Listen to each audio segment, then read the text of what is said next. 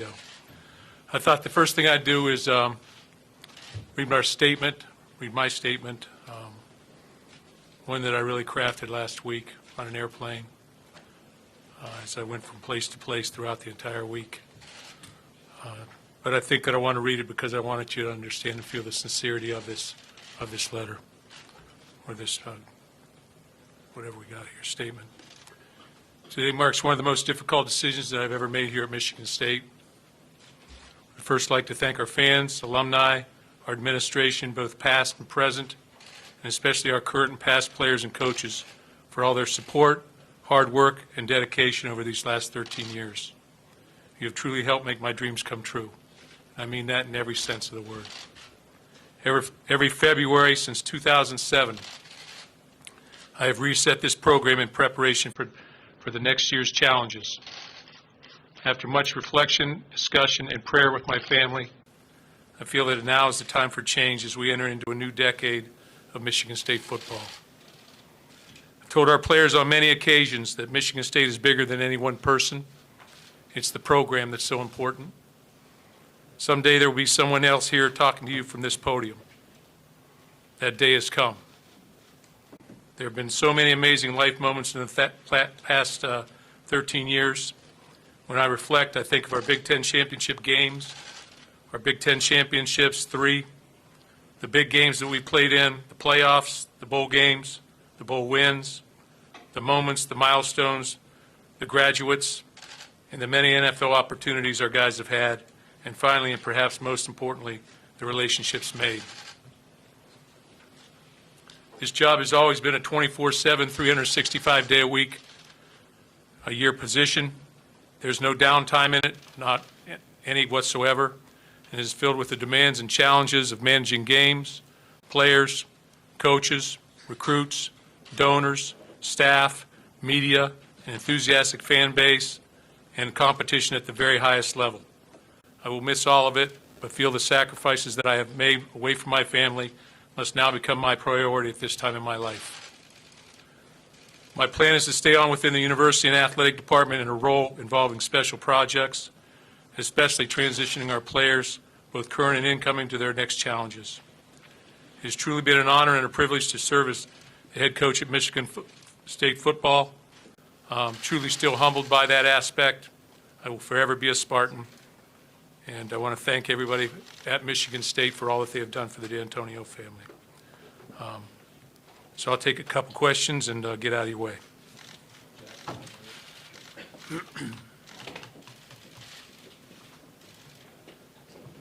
Mark, from the time that you told everyone you would be back next year and you were looking forward to the challenge, what changed and when did you know that this was the time? You know, I really, it's hard to say that because I work in segments of my life. I always put it into different periods. You have spring ball, you have spring recruiting, you have summer camps, you have summer, you have vacation time, very little of it. You have August camp, you have the fall, you have the out of conference games, you have conference games, you have fall recruiting, you have bowl game, you get a week at Christmas, then you go back into recruiting for the winter, and you get in on juniors and things of that nature. And I think the biggest thing that I started to feel as I started to go into schools, even last week, I mean, you know, I've always been taught by both my mother and my father that to try and finish the job and do the job. And so that's what I've concentrated on doing. I just do the job. But as I've gone into those schools in the last week or 2 weeks, these last 2 weeks of contact period, as I would walk in there, I would find myself saying, there's going to be a gap. There's going to be a gap created if I don't stay, if I leave after next season. There's going to be a gap in recruiting. And the best time I felt like to step away was at the reset time. When you reset your football team, when you get ready for spring ball, when you critique what you've done, all the different aspects of that, I just felt like, you know, this was a decision that had been weighing on me probably for, you know, I don't think it's any big secret, probably for quite a while. You know, going to be 64 years old. And it's something I thought about, and after discussion with my wife, and want to spend more time at home with Becky and being able to see my girls who are no longer in town. It's time to have a change, move into another area of my life.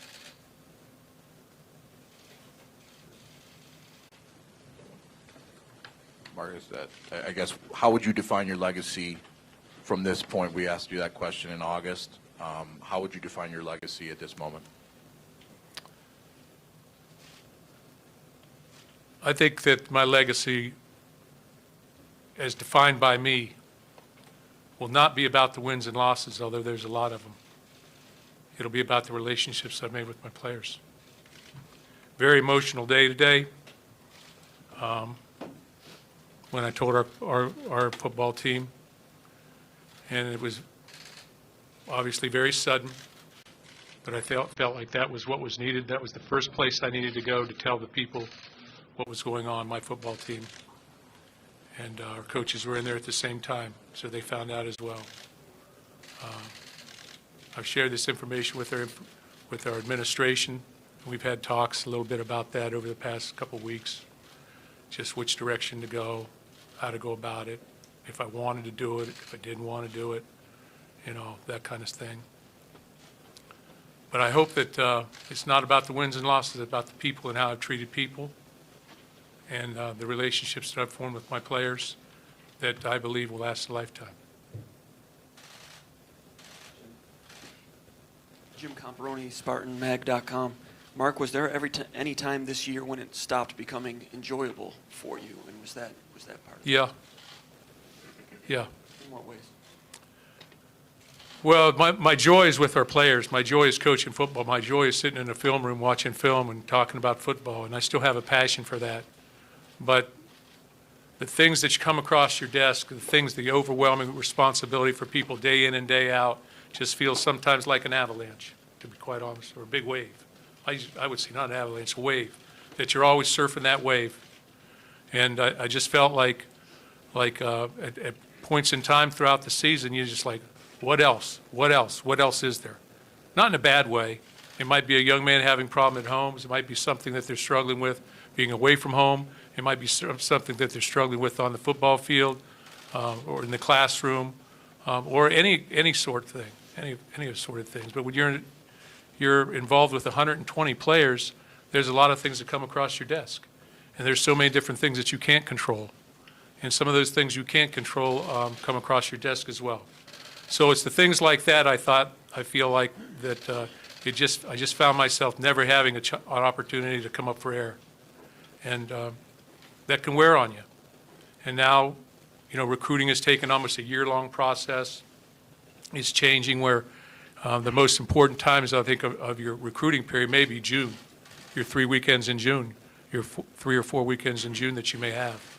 So all those things entered into that, and as I thought, and I tried to think about the things that I was trying to accomplish, and I was thinking about the things that I was going to have to take steps towards, it just becomes complicated.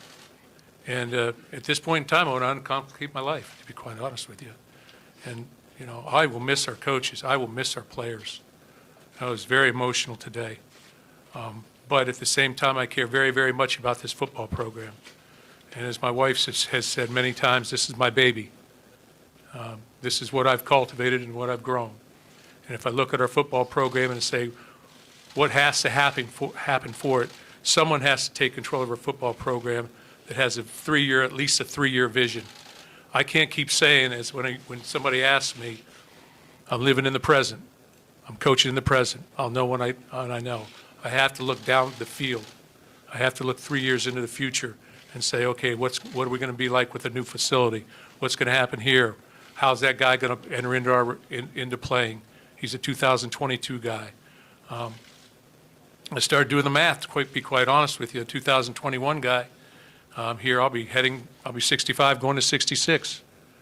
And I just felt like I couldn't honor those guys talking with those individuals and saying, hey, I'm going to be there for your time. And that's tough when you can't answer, when you can't say I'm going to be there for your time. I think it gets tough. I talked to every one of our incoming rookies or recruits today, and it's tough talking to them. I think they all understand think they're all grateful for the opportunity to come to Michigan State. But we talked about it, and my thought process is, again, to help them transition at Michigan State and be a part of their lives while they're here, whether that's bumping into them in the weight room or on the field or in the academic center or over a training table. You know, I will still be able to be a part of their life, but maybe just won't have to deal with the 80 hours a week and all the time that'll involve. Mark, what factor, if any, was the lawsuit and the deposition and potential fallout from that? Zero. No relevance whatsoever.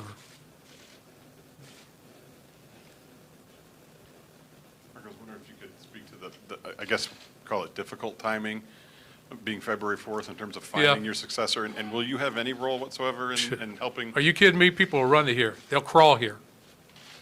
Michigan State will get an outstanding football coach that'll care about young people. They have a great foundation coming back.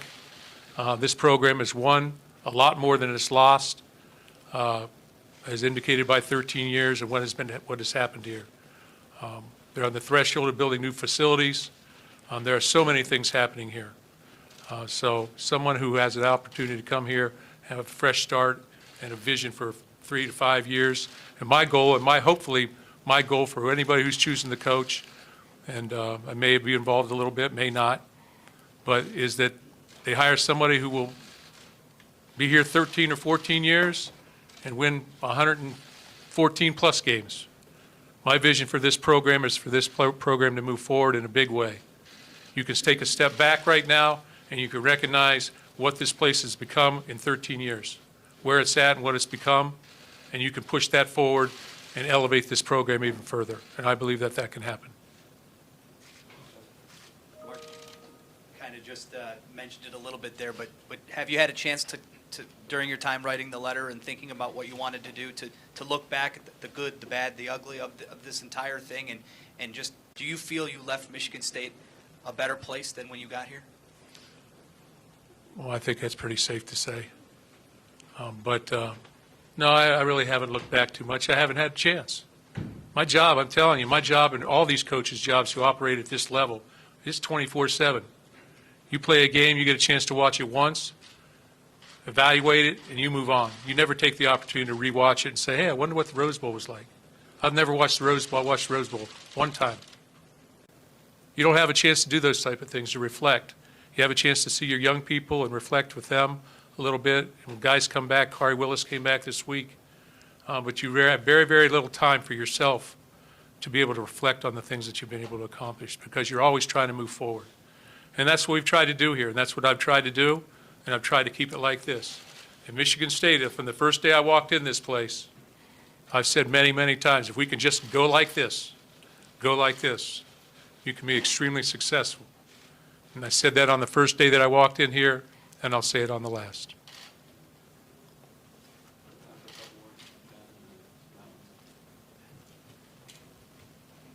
Okay, Mark, to the end that you say you want your legacy to be how you treated people, what do you want the players, how do you want the players that you coached and the men whose lives that you helped mold to remember you? What is the most important lesson that you want them to take forward from Mark Dantonio?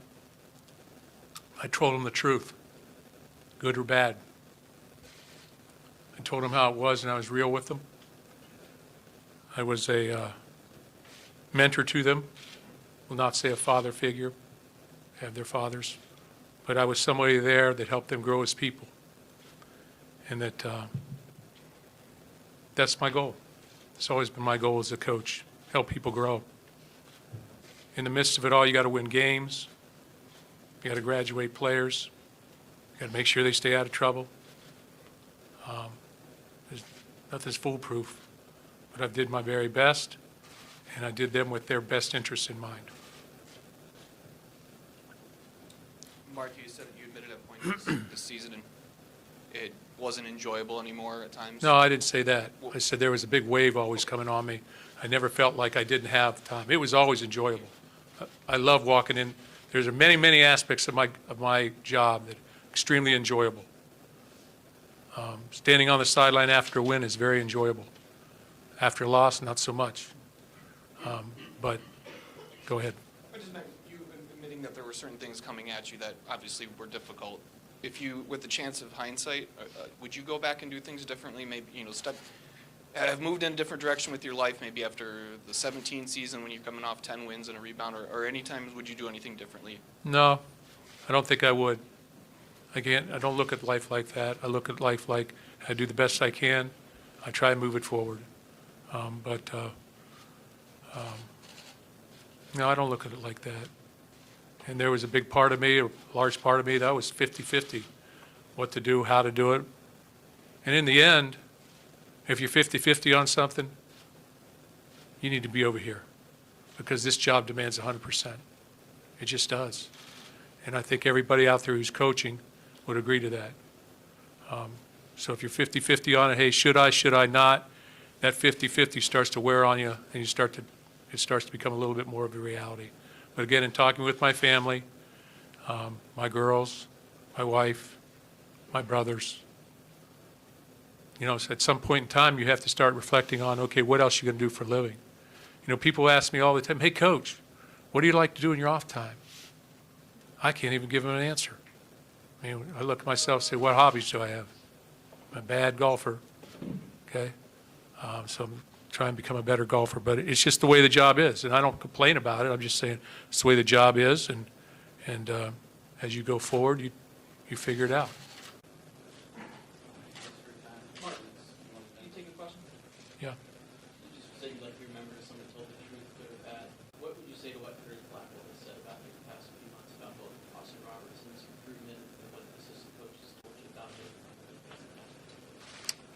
Well, I think that's something that's for the courts, well, or not for the courts, really. But what would I say?